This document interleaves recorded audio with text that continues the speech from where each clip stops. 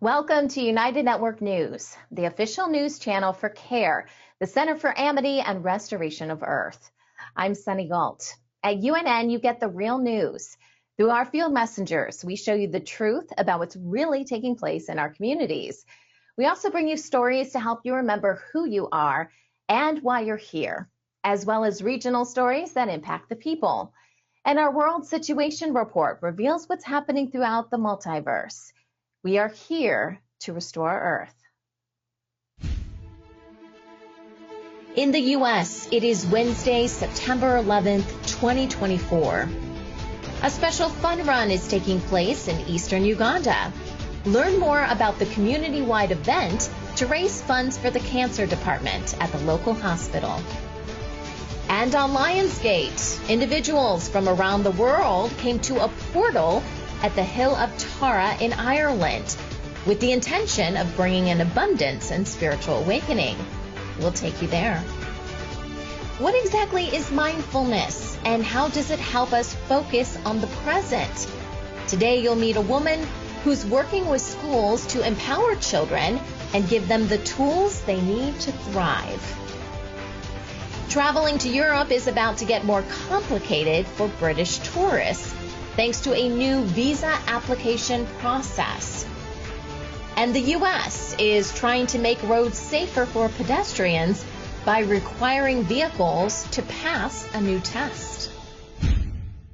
This is Calen Gipp, messenger for United Network News.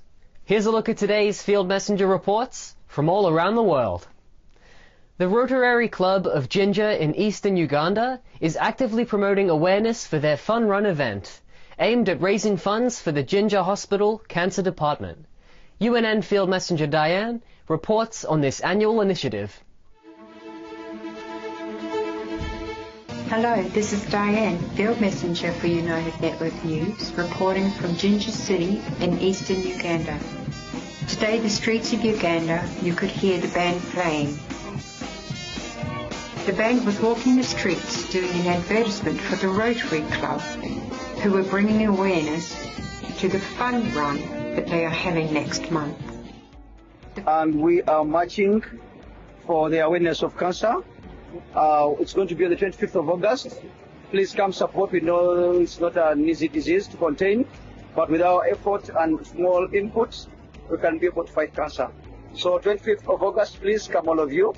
And we run for this big cause. Thank you. And how far are we running? It's going to be a 5-kilometer run. Okay, from where to where? It's going to be we're running around Ginger Town. Yes. From the post office. Yes. And then we shall be circling around, and then we shall end at the same place. Sweet. Yeah. And what was the name of the band who was playing? That is Ginger Best Band.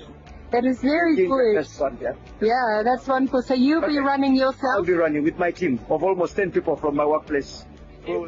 So I'm here with Barbara, and Barbara is with the eye clinic today, down here under the tent. Barbara, can you tell me, what are you doing here today? Yeah, I'm Barbara. I'm here for the eye clinic. I'm working with my musician experience, so I'm here partnering with the Rotary Club Ginger. Yeah, testing the eye. So we are down at the Central Market, and today we have cancer awareness, where we have specialist doctors who have set up a tent facility for people to come down and get a checkup for cancer, as they give also information, and they also have blood donations. So this is all bringing awareness to the fun run that will be happening very soon. The Emerald Awakening 2024 event at the Hill of Tara in Ireland focuses on using the Lionsgate portal's energy to bring an abundance and spiritual awakening. UNN Field Messenger Ocean explains the significance of this event. Hi, this is Ocean Melchizedek, United News Network Field Messenger, reporting from the Field of Tara on 888 Lionsgate. This is a very special place in Ireland where the kings were crowned It's also got two huge vortex systems around it, which I'm reporting from one which is near this Celtic cross.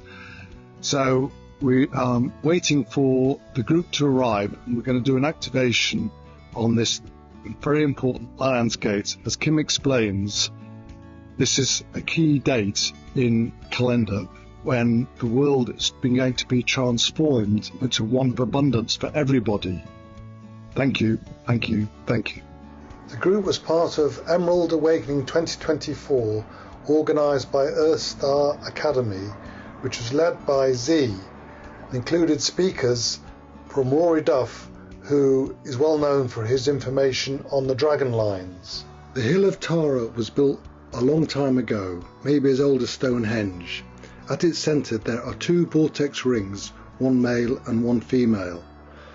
Before the group meditation, we all took our places around the two vortex rings. There were over 150 of us from all over the world, mostly women, as usual for spiritual groups. We all were given headphones so that we could hear the guided meditation, to connect to the crystal core of the earth, to manifest into the dragon lines of the planet, the original planetary Templar or template for the Golden Age or Heaven on Earth. Many astrologers, seers and spiritual leaders are saying that this Lion's Gate, or Source Gate as Kim calls it, Infinity 888, 8th of August 2024, is very, very powerful. It is only a matter of time before the old corrupt systems are washed away and the original blueprint for humanity is restored. We want you to become a UNN field messenger. These are everyday people just like you who want to make a difference in their community. You don't need any special training or equipment. Just use the camera on your mobile phone and show us what's happening in your area. You send us your videos and our production team will create the report for you. Our website is up and running at unitednetwork.earth. You can submit your Field Messenger reports directly through the Field Messenger tab at the top of the page. You can also email your reports to our email address at fieldmessenger@unitednetwork.earth. Hey, I'm Kirsten from Switzerland. This is Wayne from Tucson. Hi, my name is Desmond from Ghana. I am Claudia from Dawsonville, Georgia. I'm Mikey from Pretoria, South Africa. Hi, I'm Steve McGrath, Fort McMurray, Alberta, Canada. People from all around the world are coming together. Happy day, beautiful world. We are here in a rather small urban garden, and this video is just to show you the joys that we've had in this garden with the electric gardening. When news happens in their area, they show us what's really going on. We have people in the streets protesting for and against. At United Network News, our field messengers are changing the face of news. This is Field Messenger Helen reporting with nature, and I'm going to talk to you about the bees again. Take the next step in restoring our planet. Become a UNN Field Messenger today. Hi, I'm Stephanie from South Africa. If it's going to be, it's up to me. If it's going to be, it's up to me. It's up to me. It's up to me. It's up to me. It's up to me. It's up to all of us. We're UNN, and we're taking back the news.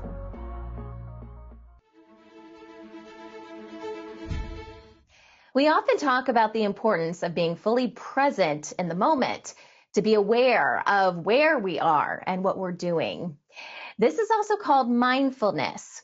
Corrine Winter is the founder and CEO of Mission B, a nonprofit that brings mindful-based learning to children in schools. The goal is to reduce stress, violence, and bullying by giving them tools to thrive in a more peaceful world. Today, Corrine shares with us the importance of mindfulness for children. So Corrine is joining us today. Welcome, Corrine. Excited to have you on the news. I want to start by talking about what mindfulness is, because we might have different definitions, and also the impact that this has on both children and adults, because adults can be mindful too. So yeah, its importance. Why is it important? Yeah, thank you, Sunny. Thanks again for having me. And mindfulness is the practice of being in the present moment on purpose without judgment, right? So we have around 60,000 thoughts a day, and 40,000 of those thoughts are the same as yesterday. So when we're practicing mindfulness, we can't stop thinking. It's impossible to stop thinking, but we can begin to learn to quiet the mind and observe and witness those thoughts. So trying to stop your thoughts would be trying to stop the waves in the ocean. Instead of stopping them, we just kind of watch them float by. And as we begin to observe our thoughts, our mind becomes more quiet. And then we cultivate and create a sense of awareness of our state. So just noticing physiologically, how do I feel in the body? Is my jaw tight? Is my neck tight? Are my shoulders up near my ears? So just beginning to physiologically invite the body to soften and relax. And so there's this seated type of mindfulness where you're waking up in the morning and you're sitting for 2 minutes or 20 minutes, and the same in the evening. And in that type of practice, it's really like we're sitting and we're creating a sense of self-awareness. Now, some people will be anchoring in their breath and using that as their point of focus. Some people might light a candle or have the eyes closed. Some folks like to listen to music. Some people like silence. So there's all different types of meditation, right? With Mission B, we typically, we do it all different ways, but sometimes we have music, sometimes we don't. And we usually have a breath, like the ocean breath, for example. We're anchoring in our breath and just allowing our breath to be soft and gentle like a wave in the ocean. And I'll show you how to do that later. But there's also mindfulness as our interface with the world. So that is, how are we treating ourselves and how are we treating other people? Are we present for conversations, or are we looking at our phone while we're texting and dialoguing, right? Like, you go to a restaurant these days and you look around and you're like, oh, wow, everyone's on their phone, right? So and then we're judging them, but then we're on our phone too. Yeah, exactly. So it's like, how are we interfacing with life? How are we interfacing with the environment? Are we aware that there's these big, beautiful trees in our backyard or in our neighborhood or, outside? Are we aware of the weather today? Have we touched the earth with our feet? So mindfulness is really our relationship with ourselves. I also believe personally that it's our relationship with our higher power or God. I don't teach that in schools, obviously, but for me, that's a huge piece of it. And so mindfulness for adults and children is really the same. It's just that when adults are practicing mindfulness, it's usually more of a simple, typically like a seated practice. Whereas with children, we tend to introduce mindfulness in a way that's more playful, especially if they're younger. Like a kindergartner might do the rain breath where they inhale and they exhale down like rain, right? And then they do that a few times and then they sit in silence and we play a rainstorm and they anchor in their breath and they breathe through it. So, mindfulness for a young child, we tend to make it more interactive and playful and fun, but we're teaching them the same primary concepts, if that makes sense. Yeah, it does. And how do you find that this helps the students? So, it helps them in many ways. First of all, academically, it improves test scores. We've proven in our studies and our research that it's improved ELA scores, which is English language arts. It's improved state math tests in New York State. It's reduced suspension and detention rates. One school, the suspension rate went to 0 after our program. It's also reduced bullying. And when the teachers observe the children, they feel in their reports back to us that the students are more empathetic. They're kinder to one another. They listen better.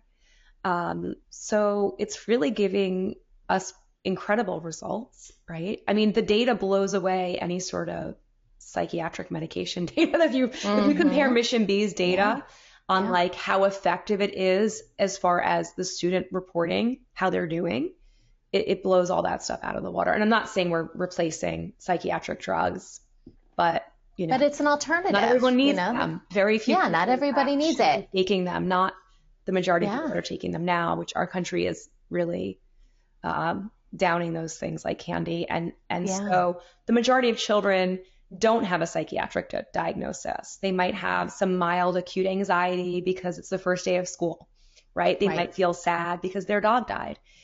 And working as a school social worker for a decade, I saw kids being prescribed psychiatric medication because their dog died. Things like along those lines. And that's not healthy. Grief, sadness, anxiety, that's a part of life, right? And so children need a skill set. So when they have their first job interview after high school or after college, that they don't go to their psychiatrist for medication because they're anxious about their job interview, but they sit and they practice mindful breathing. And that's the kind of work that we do. We're preventative medicine as far as I'm concerned. Yeah. Senior citizen playgrounds are being thoughtfully designed to cater to the unique needs of older adults. These areas provide a safe and engaging environment for physical activity and social interaction for seniors. Key features include low-impact exercise equipment like stair steppers and stationary bikes, along with shaded seating areas for rest and relaxation. These free playground facilities offer numerous opportunities to enhance physical fitness, improve balance, and stimulate overall health through regular movement. Engaging in social activities at these playgrounds promotes connections, reducing feelings of isolation and boosting mental well-being. Accessibility is a top priority with wheelchair ramps and smooth pathways, ensuring everyone can enjoy the space comfortably. Senior citizen playgrounds aim to encourage healthier, happier lifestyles by blending fitness with community interaction. A rising trend in the United States, Europe, and Asia involves using classical music in public spaces to help reduce crime. This unconventional strategy, first implemented by a convenience store in British Columbia in 1985, is now gaining traction worldwide. The idea is simple. Playing classical music in places like subway stations and parking lots creates an atmosphere that deters unwanted behavior, including loitering and vandalism. This approach is proving effective in big cities, with the Transit Authority reporting a significant drop in crime and vandalism in subway stations. The music's calming yet high-frequency tones seem to repel individuals with disruptive intentions. The positive results suggest classical music can be a powerful tool in the fight against crime, promoting safer communities. A project in the U.S. called Loose Ends connects volunteer crafters with unfinished projects left by individuals who can no longer complete them due to death or illness. The volunteers work hard to reunite loved ones with completed items that hold sentimental value. To qualify, the original craft item must be partially completed, clean, and intended to be a keepsake. The Loose Ends project accepts a broad range of textile crafts, including knitting, crochet, patchwork, needlepoint, basketry, and, where possible, quilts. The project offers downloadable flyers in 20 languages to be shared in community spaces, libraries, crafting clubs, senior centers, or yarn stores. Owners of unfinished items can visit the Loose Ends website to request a connection with a volunteer finisher to complete these labors of love. We are United Network News. Every day, we release real stories from real people all over the world. Field Messenger reporting from Gold Coast, Australia, Denmark, Canada, Uganda, from Atlanta, in Southern California. In their own words, people like you share what's really happening in their area. At UNN, you are the news. You are creating a new world with infinite possibilities. You are the restoration plan. Come join us for the real news every Monday, Wednesday, and Friday, only on United Network. We're UNN, and we're taking back the news.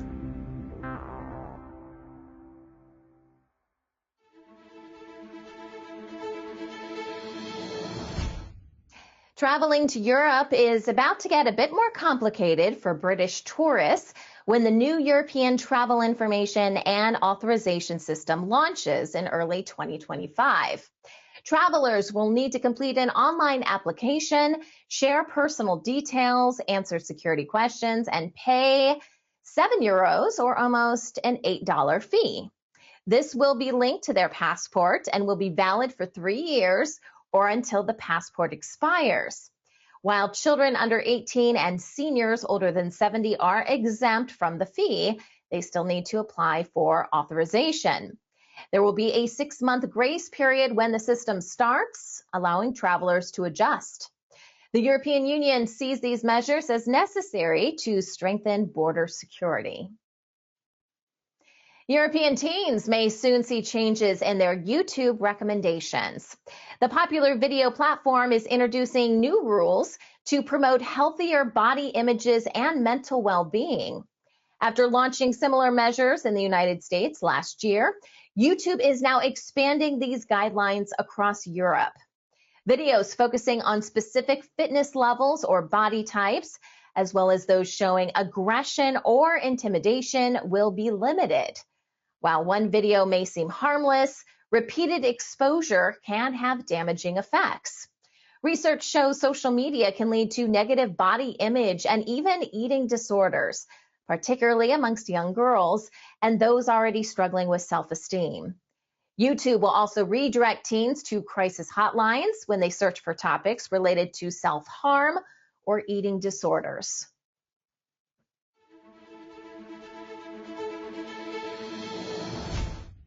Nurses and midwives in New South Wales, Australia, are rallying for better pay and working conditions. They are frustrated with the leadership of New South Wales Nurses and Midwives Association, which they feel is resisting grassroots movements. A bold campaign encouraged healthcare professionals to delay renewing their registrations until the government improved its pay offer, highlighting the power of collective action. These professionals argue the current union leadership isn't representing their needs and is hindering efforts for reform. They support creating independent committees to voice their demands for better wages, improved nurse-to-patient ratios, and more investment in public health. By uniting, nurses and midwives can effectively fight for decent pay and conditions, ultimately aiming for a public health system that prioritizes people over profit.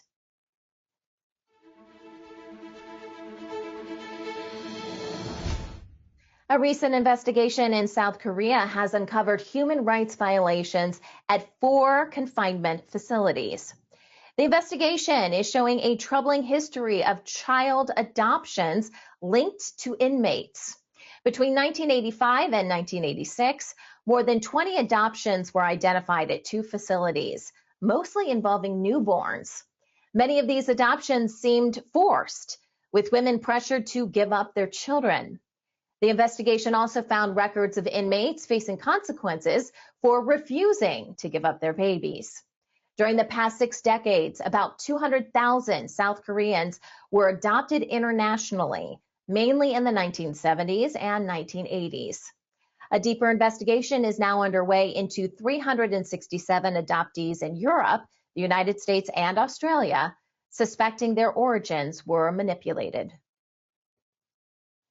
A new law in Singapore is set to change the platform economy and improve support for gig workers beginning January 1st of 2025.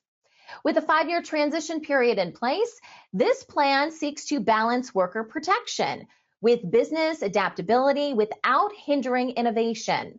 Instead of strict rules, the focus is on empowering workers and offering a fair environment for better negotiating conditions. There's also a plan to extend support to freelancers in various areas, like caregiving and the arts, recognizing their particular challenges. As this law takes effect, it aims to reshape platform work, giving workers the security and flexibility that make gig jobs appealing.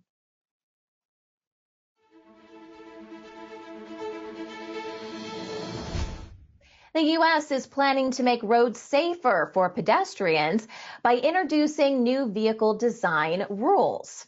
The National Highway Traffic Safety Administration, or NHTSA, is setting requirements to test vehicles and reduce pedestrian injuries, especially from larger SUVs and trucks. These proposed regulations aim to ensure vehicles include features to protect both drivers and pedestrians. The NHTSA has noted an increase in pedestrian deaths during the past decade, emphasizing the need for these changes. The new rules required by recent infrastructure legislation will align the U.S. standards with global measures for pedestrian safety. Industry groups are supportive and are working on improving safety technologies. The public can comment on this proposal for 60 days before the final rules are set.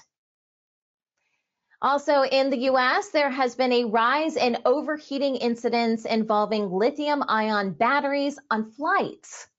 E-cigarettes are the main culprits, with 35 airlines reporting more cases of thermal overload from these devices than any other device.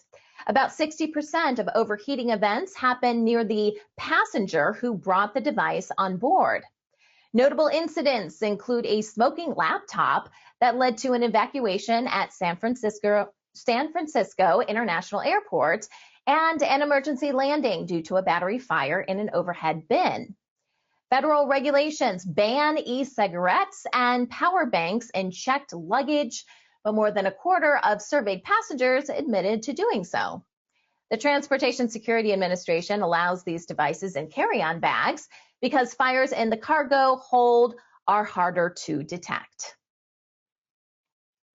Toxic substances in well water have raised health concerns in Toodletown, which is located in Washington State in the United States.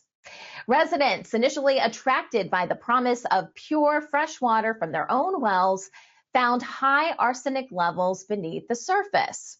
One couple's test revealed arsenic concentrations 14 times above the legal limit, while others discovered even higher levels of contamination.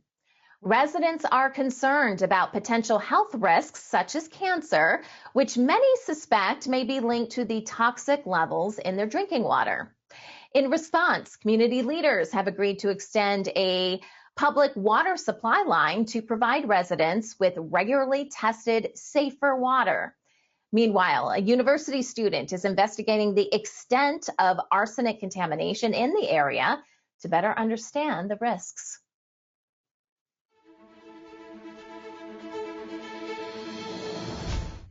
Nigeria is taking stronger action against fake university degrees to protect its education system. Earlier this year, the government stopped recognizing degrees from some colleges in Benin and Togo. Now, the ban includes schools in Kenya, Uganda, and Ghana. This move follows an undercover investigation where a journalist easily got a degree from a Benin university in just 6 weeks. The education minister is calling for a thorough review to eliminate fake certifications and protect employers.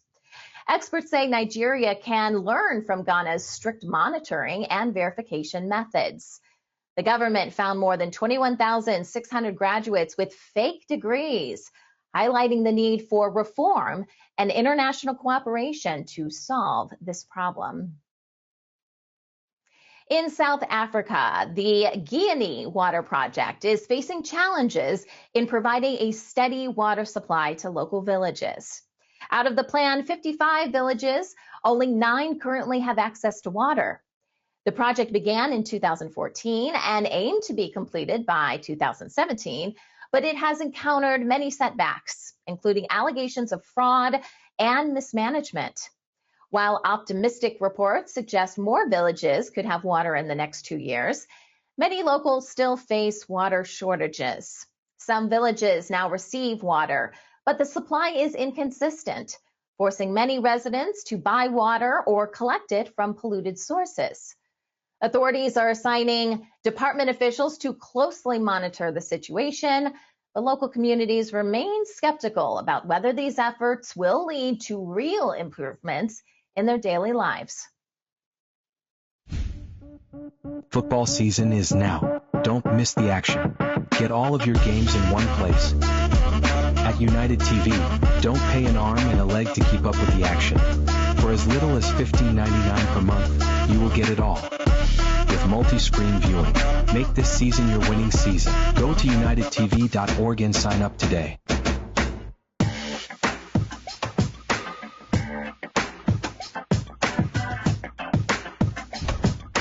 Want to share news from UNN? Help us change the face of social media and use it for good. Connect with us through our online channels.